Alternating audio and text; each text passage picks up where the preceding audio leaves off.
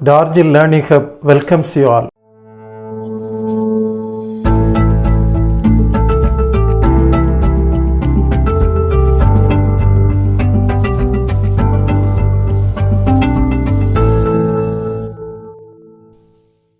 In today's episode, we are going to study about the photoelectric effect. My dear viewers, in the earlier episode, you have studied something about the quantum theory proposed by Max Planck. And the scientists were trying to find out an evidence to explain the quantum theory. Therefore, Hertz, a scientist, performed an experiment on photoelectric effect and he found that photoelectric effect.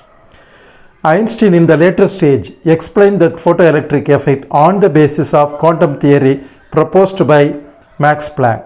Now here in this episode, first and foremost we can study about the Hertz experiment to explain the photoelectric effect, and in the second part we can study about the Einstein's theory to explain the photoelectric effect. Now this picture tells you about the Hertz experiment. Here we have a quartz bulb which will be an evacuated vacuum chamber which contains two electrodes. One is cathode, another one is anode. And this will be connected to a power supply and the current will be measured by the ammeter. When no light is allowed to fall on the cathode, the scientist observed that there will be no current in the circuit.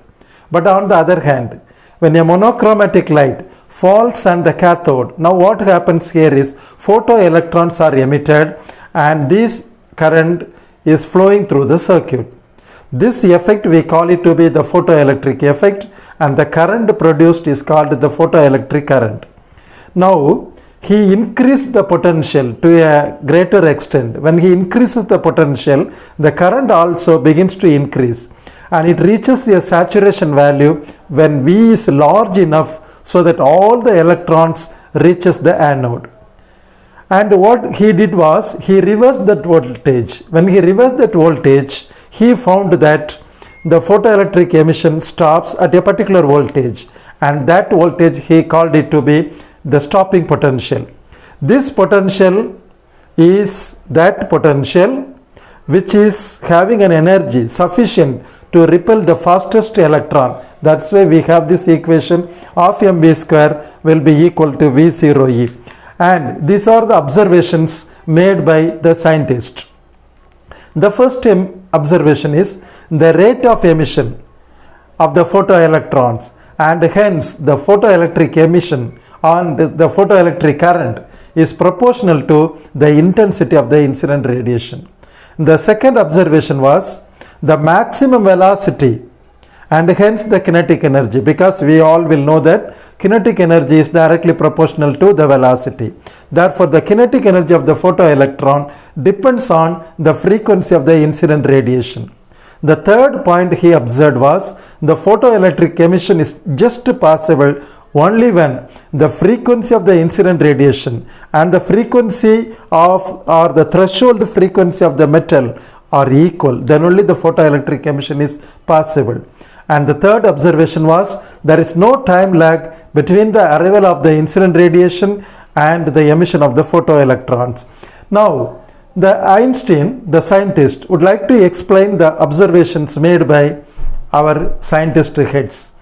And he had explained like this. He imagined that the incident radiation consists of quanta of radiation, which will be equal to h nu given by this equation. These photoelectrons or the energy will be localized and the whole energy will be absorbed by a single atom, and because of that one electron is emitted.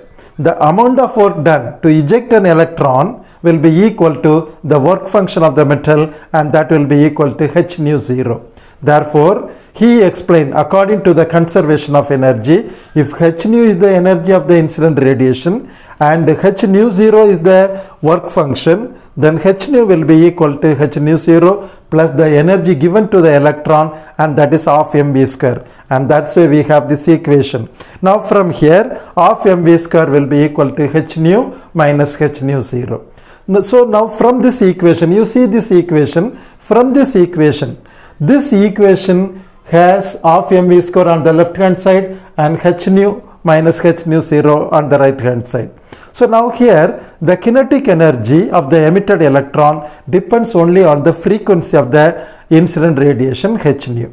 Second point is the kinetic energy of the photoelectron is independent of the intensity of the incident radiation. Suppose h nu is less than h nu 0, what happens? This will be negative, and therefore the photoelectric emission is not possible. And now here the photoelectric effect is due to the direct collision between the incident photon and the electron in the atom of the metal. So it is found that there will be no time lag between the incidence of photon and the emission of the photoelectrons. Now a graph had been drawn by Milligan between the stopping potential and the frequency, because V0E will be equal to half mv square. Instead of half mv square, we can substitute h nu minus h nu 0. Therefore V0 will be equal to h by E into V minus h by E into nu 0. Therefore now if you draw the graph between the frequency and V0, the graph would be as shown in the figure.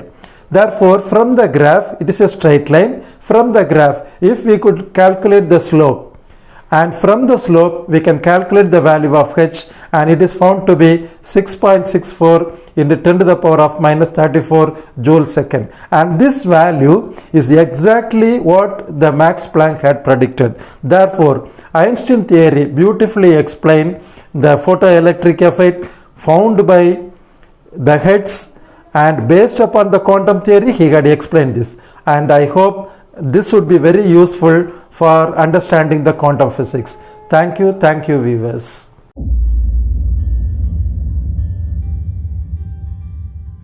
இந்த video உங்களுக்கு பிடிச்சிருந்ததுன்னா like பண்ணுங்கள், share பண்ணுங்கள், comment பண்ணுங்கள். இதே மாதிரி இன்னும் நிறைய வீடியோஸ் பார்க்கணுன்னா மறக்காமல் டார்ஜில் லேர்னிங் ஹப்பை சப்ஸ்கிரைப் பண்ணுங்கள். அந்த பெல் ஐக்கானையும் ப்ரெஸ் பண்ணுங்கள்.